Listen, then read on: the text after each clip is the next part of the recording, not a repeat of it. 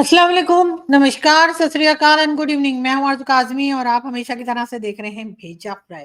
जी हाँ, भेजा फ्राई के नए एपिसोड के साथ हम हाजिर हैं और इससे पहले कि हम चलें अपनी न्यूज़ की तरफ, आप सबसे रिक्वेस्ट है जिसने चैनल को सब्सक्राइब नहीं किया है प्लीज़ चैनल को सब्सक्राइब करना ना भूलिएगा। साथ-साथ बेल आइकॉन को भी क्लिक कर दिएगा तो जैसे ही कोई नई वीडियो आएगी आपको नोटिफिकेशन भी आ जाएगा। बात करेंगे आजकल जी मोदी जी बड़े चर्चे में।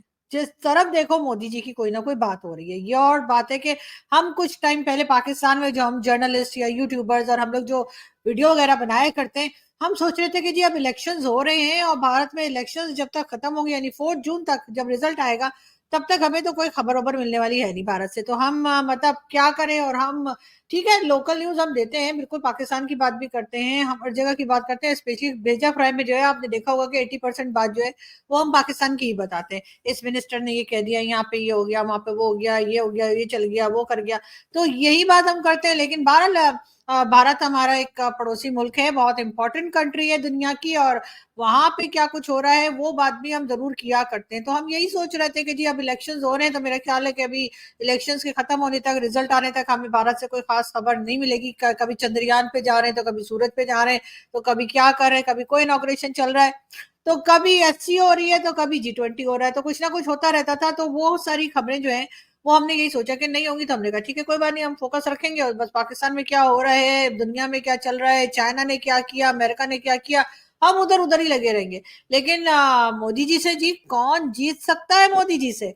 कि मोदी जी ने सोचा कि अरे ये पाकिस्तानियों ने क्या सोचा कि मैं न्यूज में नहीं रहूंगा, तो ऐसा कुछ नहीं है। तो बिल्कुल इलेक्शन के दौरान भी मोदी जी जो है वो जमकर न्यूज में है।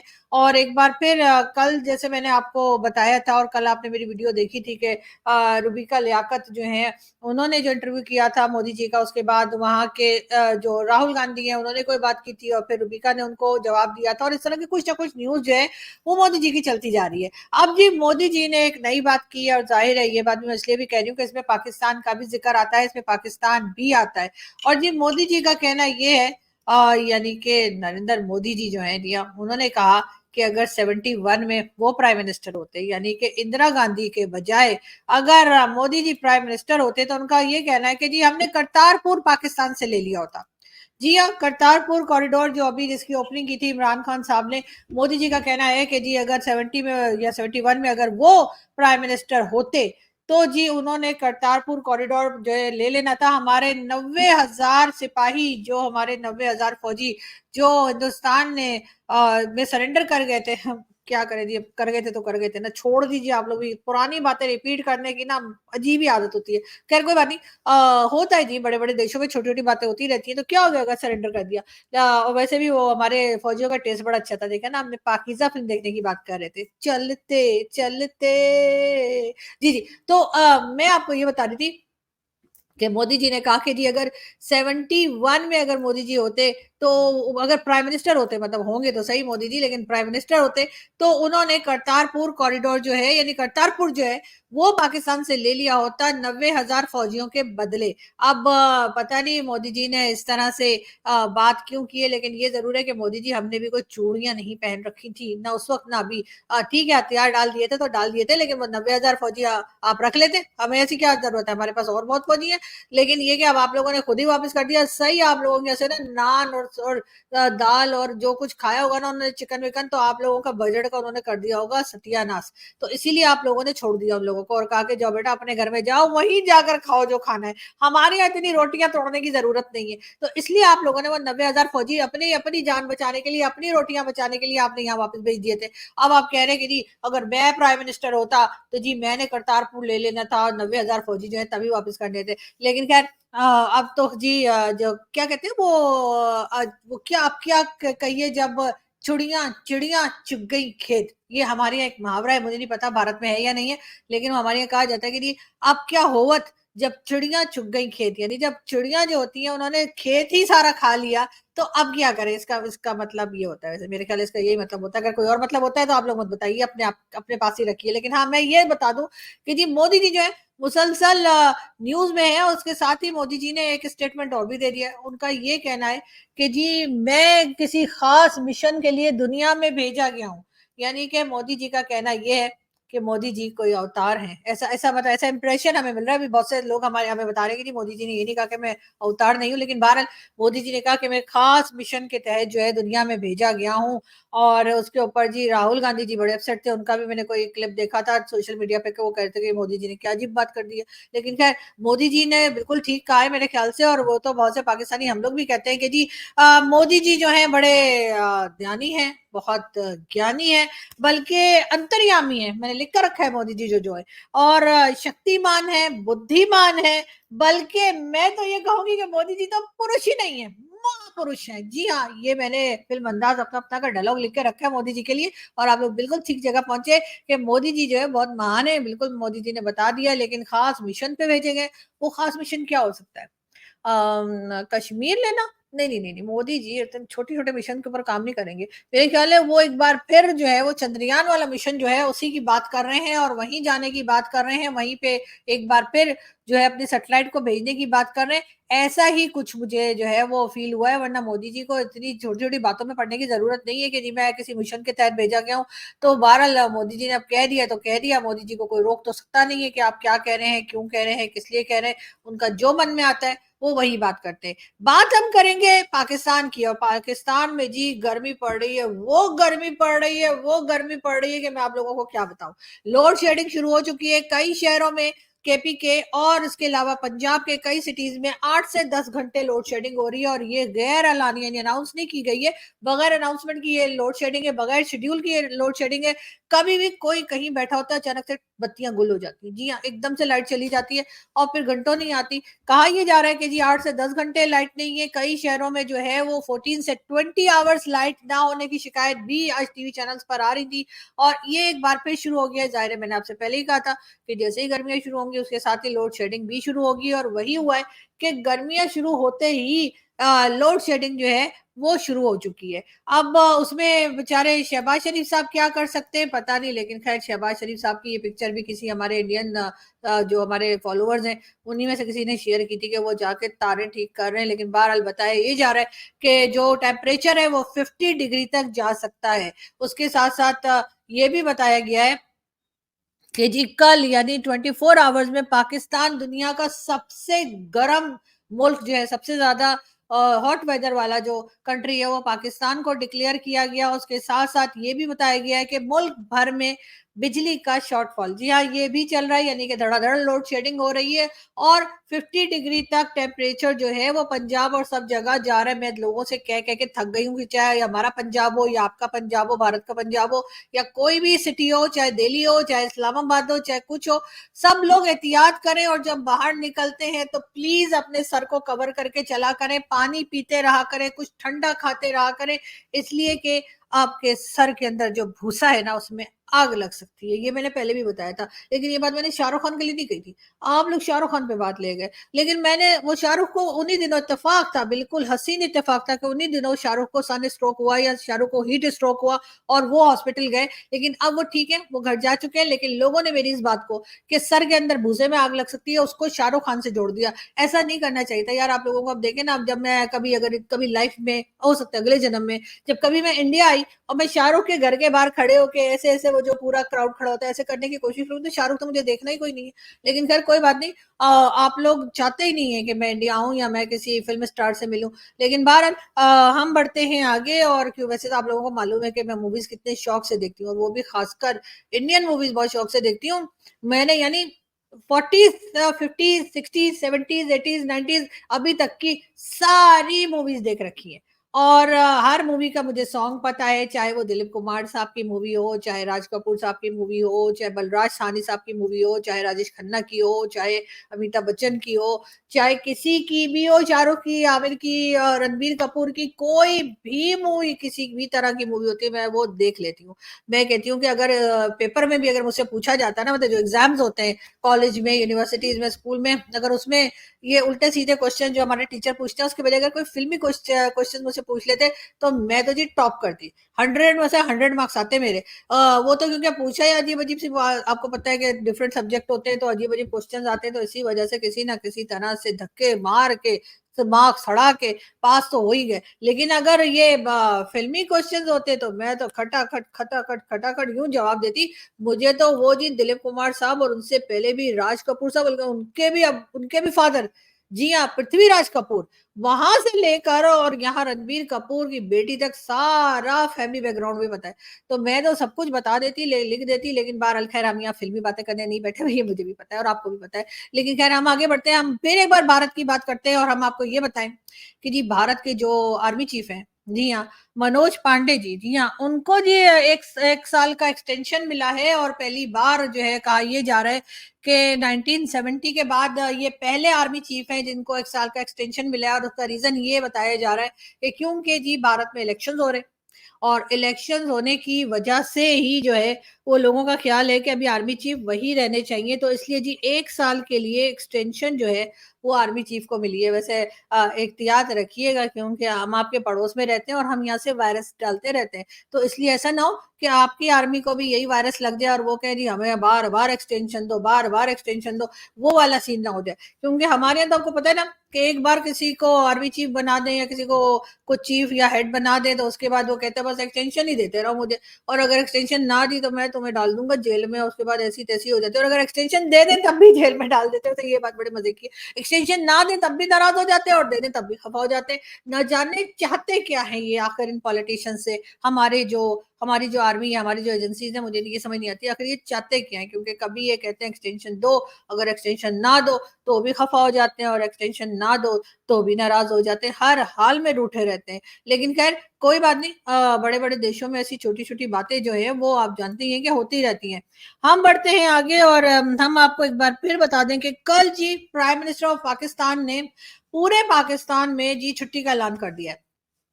कल पूरे पाकिस्तान में 28 मई को जो है यौम तकबीर जो है उसके लिए सरकारी छुट्टी का ऐलान किया गया है। यौम तकबीर क्या है जी, कल 28 मई है यानी 28 मई को हमने जी वो पाव पाव के बम बनाए थे। जी हाँ, जी हाँ, हमारे यहाँ यानी पाकिस्तान ने जो है वो न्यूक्लियर एसिड्स बनाए थे और हमने जो है उसका धमाका किया था। जी हाँ, हमने जो है उसका तजुर्बा किया था, हमने उसका एक्सपेरिमेंट किया था। जी हाँ, न्यूक्लियर वेपन्स का एक्सपेरिमेंट किया गया था और इसी खुशी में जो है वो कल पूरा पाकिस्तान बंद रहेगा, सारे सोते रहेंगे, शॉप्स भी बंद रहेंगी, ऑफिस भी बंद रहेंगे, स्कूल कॉलेज सब कुछ बंद होगा। अगर कोई चल रहा होगा तो आरजू काजमी और आरजू काजमी का चैनल, तो वो देखना मत भूलिएगा क्योंकि मैं तो कल भी आऊंगी, मैं तो किसी दिन छुट्टी नहीं करती। अगर मैं किसी दिन ऑफ कर जाऊं तो समझिएगा टपक गई हूँ, तभी होगा वरना नहीं होगा। लेकिन मैं आपको ये बता दूं कि जी वो जो है हमें कल prime minister of Pakistan Shehbaz Sharif साहब ने पूरे पाकिस्तान को दे दी है छुट्टी। सबसे कल चाहिए सब लोग छुट्टी बनाइए और उसकी रीजन ये है कि कल यानी 28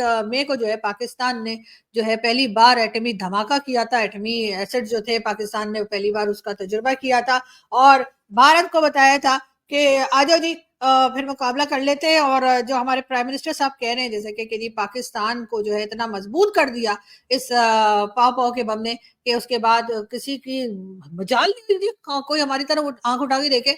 अब ये और बात है हमारी तरफ आंख उठा के वैसे भी कोई नहीं देख रहा, हम तो कह रहे हैं भाई हमें देखो, हमें देखो, हमें देखो, हमें कुछ पैसा दे दो, हमें कोई राशन दे दो, हमें कुछ खाने को दे दो, लेकिन दुनिया हमारी तरफ देख ही नहीं रही। और वजीर आजम साहब का ख्याल ये है कि शायद हमारे एटमी एसिड जो है उनकी वजह से लोग हमें नहीं देख रहे, जबकि लोग हमें कह रहे भाई यही बम खाओ और यही घास खाओ। वो जो भुट्टो साहब ने कहा था ना कि जी हम घास खाएंगे लेकिन एटम बम बनाएंगे, तो बिल्कुल आज हम लोग घास खा रहे हैं और बस खुशी है। हमारे बहुत से इंडियन पैनलिस्ट जो हमारे साथ शो में आते हैं वो कहते हैं कि जी भुट्टो साहब ने कहा था हम घास की रोटी खाएंगे, तो मैं उनको थोड़ी सी करेक्शन करना चाहूंगी। वैसे तो वो सब मेरे सीनियर्स हैं, मैं उनकी बहुत रिस्पेक्ट करती हूँ, लेकिन मैं ये बता दूं कि सर भुट्टो साहब ने हरगिज ये नहीं कहा था कि हम घास की रोटी खाएंगे, उन्होंने कहा था हम डायरेक्ट घास खाएंगे। उन्होंने तो रोटी का वर्ड ही यूज नहीं किया था, उन्होंने कहा था कि जी पाकिस्तान के लोग जो हैं वो घास खा लेंगे और उसके बाद एटम बम बनाएंगे। तो बस जी आज वही चल रहा है, भुट्टो साहब ने कह दिया तो कह दिया, एटम बम हमने बना लिया और उसके बाद आप घास खा रहे हैं। तो बस जब भी तो आपने देखा ना हम लोग कैसी कैसी बातें करते हैं कि लोग कहते हैं अरे ये कैसी बात कर रहे हैं, कि घास खा क्या है। तो मेरा ख्याल है कि इसकी यही रीजन है कि जो हम लोग बहकी बहकी बातें करते हैं और लोग कहते हैं कि शायद इन्होंने घास खा रखी है, तो वो वाकई में हम लोग घास खा रहे हैं और हमारे पास एटम बम है। और कल यानी कि बल्कि आज बोलना चाहिए, आज जो है 28 मई को हम पूरा पाकिस्तान बंद करके और सबको छुट्टी देकर और हमने कहा जी हमने यौम तकबीर मनानी है।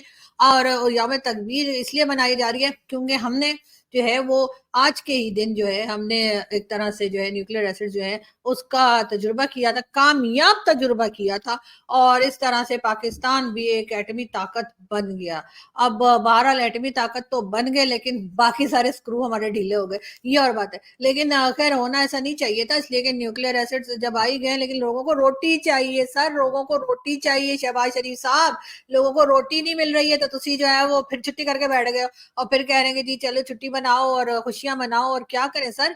मतलब आप हर दूसरे दिन कोई ना कोई छुट्टी आ जाती है पाकिस्तान में, शायद दुनिया का वाहिद मुल्क है जहाँ पे हर कुछ दिन के बाद कोई ना कोई सरकारी छुट्टी आ जाती है और पूरा पाकिस्तान बंद करके ठप करके बैठ जाते हैं। कभी कश्मीर डे मना रहे हैं, हाँ कश्मीर से मेरी याद आया, कश्मीर के लोग फिर प्रोटेस्ट में निकल आए। जी हाँ, बिल्कुल, बिल्कुल मुबारक हो।